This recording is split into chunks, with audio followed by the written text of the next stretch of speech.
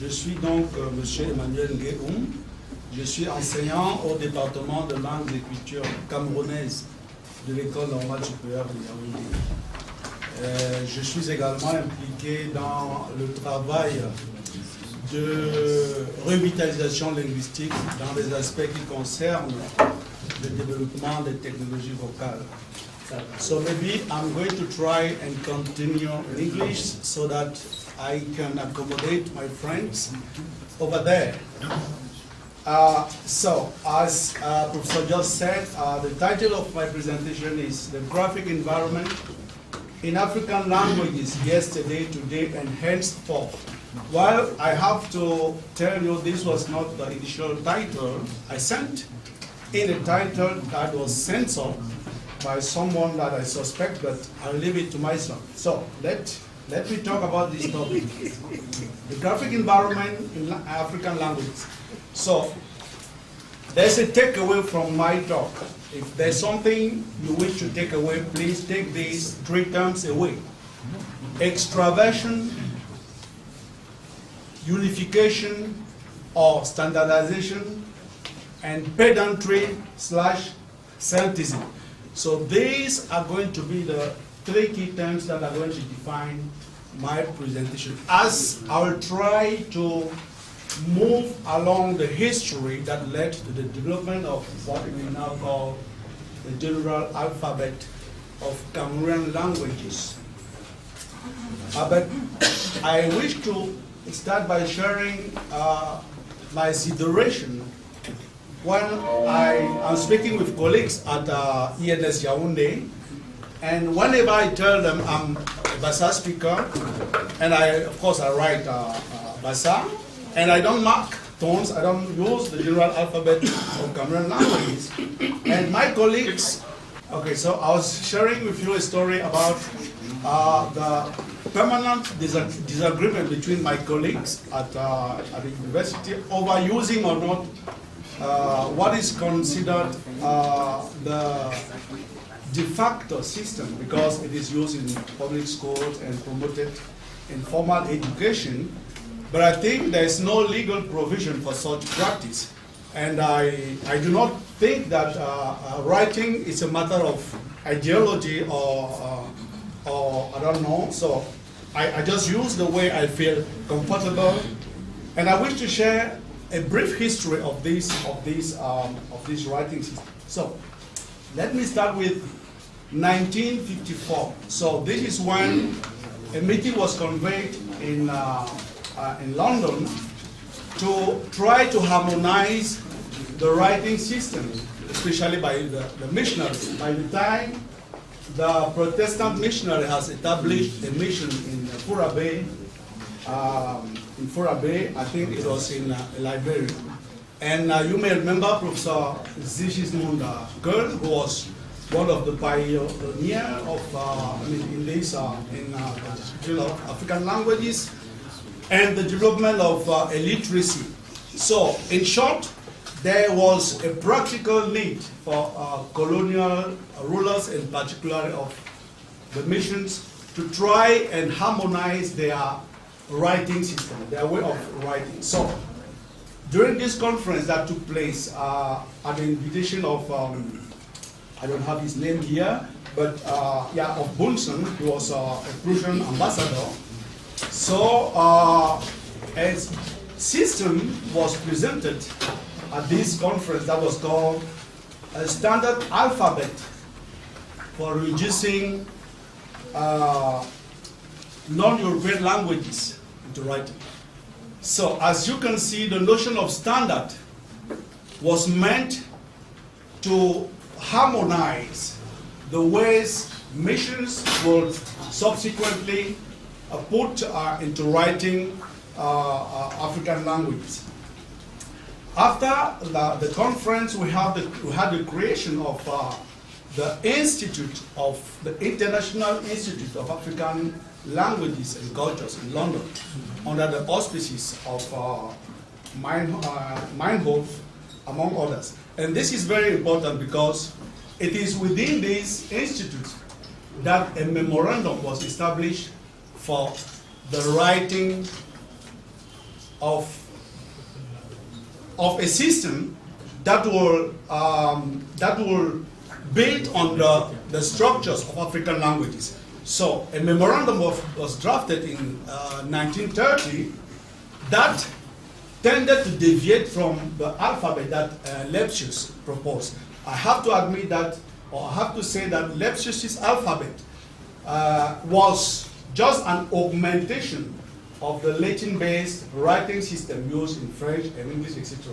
So it was basically the addition of diacritics to try to reflect sounds that were not that were present in African languages but not reflected in European languages. So, but the memorandum found it difficult to keep with these standards because there were practical problems. One of which was was printing, as Professor just mentioned. So it was very difficult to get along with these diacritics and this and that. So it was decided that in the place of diacritics, they are going to have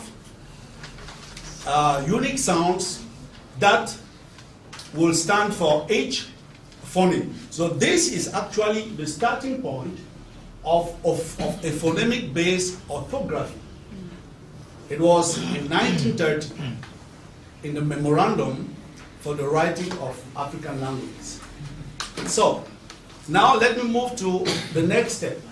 The next step was when the new generation of African scholars took in and started promoting like literacy as a means of liberation. This happened under the auspices of UNESCO, and the first meeting of this kind took place in Ibadan in 1964. This was the very first meeting when it was decided that, African languages are going to be used as means of instruction in schools.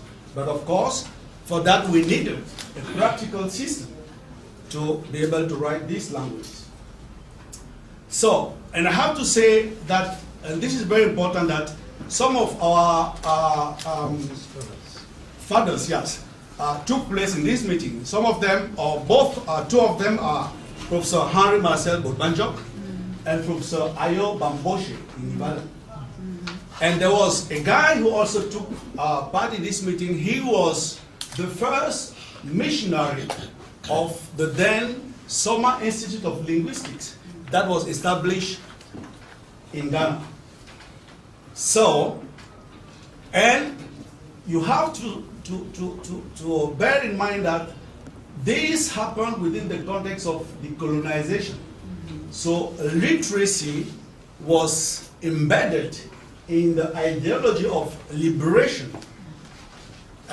so that from the alphabet being a means of practical use and conveyance of information, literacy became a tool for political affirmation. And from that point to, I think, until now, the question of whether orthography is practical has been sidelined. So we have started using an orthography that perpetually reflects our languages just because it deviated from what was the legacy of the missionaries. And because the title of my presentation is framed around three concepts: yesterday, now, and henceforth, I now want to talk about the now. What is happening now? And Professor Ghana has just mentioned it. As you can see, there's no newspapers in any Cameroonian languages around. There isn't any newspapers in any Nigerian languages around. Well, there is. There are websites in Nigerian languages. BBC website, and Radio France Internationale. And you know what? They are not using this alphabet that was promoted by through the memorandum of African languages. And if you can draw a parallel between what is happening in what we call West Africa, actually Central and Western Africa, with what is happening in the Southern and Eastern part, you can see that if you go to like South Africa, there are newspapers being published every week in Isisulu, Isithosa. If you go to Zimbabwe, there are newspapers being published in Shona. If you go to Uganda, there are newspapers being published in Uganda as well. And a key, a noticeable difference between these newspapers and our literature here is that they have stuck to the old Lepsius orthography that was based in Latin alphabet with some diacritics.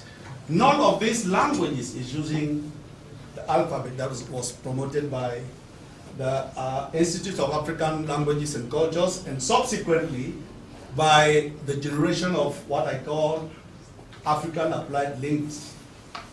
So I leave it to you to judge. Why is it working elsewhere and not working here in Cameroon, Ghana, Côte d'Ivoire, and elsewhere? Actually, it has started in Ghana. By the time they were using Lepsius' alphabet, it has started. And even in Cameroon, Professor just mentioned Nangankon, that was written in that alphabet. I haven't seen a letter written in the general alphabet, a letter, I'm not talking about books, a letter that someone is sending, like an ordinary communication, except by experts like you guys sitting here. I haven't seen a normal person using the general alphabet. So to me, it is not practical. Well, henceforth, and I'm going to end there, what is the way forward? Well, the issue of standard is a thorny one, because what standard means is a reference point. It is not a norm. We have to distinguish between norms and standards. Norms are orthographic. Orthography, from the Greek orthos, means straight, like orthopedy, orthogonal. It is a directed way of, yes, I'll try it. So orthography is about the right way of writing. Whereas a standard is a way that other writings have to refer to. This is a very big difference, even though we usually use the term standard orthography, but this is actually antinomical, I believe. So, why should we have just one standard for all Cameroonian languages? I mean, I don't know. Maybe because we are thinking that the infrastructure of the state, I mean the colonial state, should be in charge of developing our languages. But you know that the colonial state was created in overt antagonism with our nations, of our cultures. Yes, I call them nations because this is how you call them in North America. The First Nations. We are nations. Well, that's my point of view. Now, I don't believe the state is prepared to develop our language. And for that matter, I don't think that we need a standard for all Cameroonian language. I think it is up to every community to develop their own writing system. And I would say it is up to every individual to, yes, let's everybody write. The prevailing one will prevail. I mean, the best one will prevail. This is how it happens. You don't direct people into using language the way you want. And luckily, in the time of computer-mediated communication, that is over. Standardization is over. We are in post-standardization. You don't direct the way I'm writing in WhatsApp. So luckily, we have speech technologies around. Speech technologies are there for everyone to develop their model that will recognize their voice and transcribe them in their way. We have now opportunities to convert in between writing systems. So the debate about standards to me is nonsense. It's a waste of time. Let's go and produce text. Let's write. Technology will